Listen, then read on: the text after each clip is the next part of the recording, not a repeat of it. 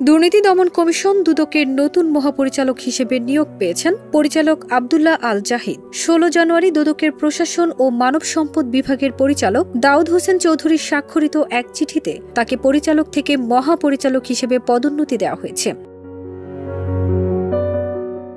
পেশাগত জীবনে অত্যন্ত দক্ষ এবং সাদালাপি কর্মকর্তা আব্দুল্লাহ আল জাহিদ কর্মজীবনে অনেক গুরুত্বপূর্ণ মামলার তদন্তে ও অনুসন্ধানে বরাবরই দক্ষতার পরিচয় দিয়েছেন।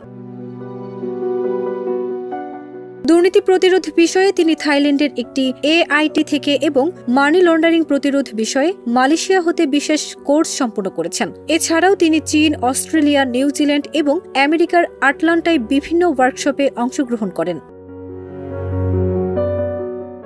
তিনি ঢাকার গভর্নমেন্ট ল্যাবরেটরি স্কুল থেকে কৃতিত্বের সঙ্গে SSC এবং ঢাকা কলেজ থেকে HSC পাশ করেন। পরে ঢাকা বিশ্ববিদ্যালয় থেকে অর্থনীতিতে স্নাতক এবং স্নাতকোত্তর ডিগ্রি অর্জন করেন। এছাড়াও তিনি আইনশাস্ত্রে LLB এবং ব্যবসায় প্রশাসনে MBA ডিগ্রি অর্জন করেছেন। ফারজানা নিকিতা, দেশ রূপান্তর।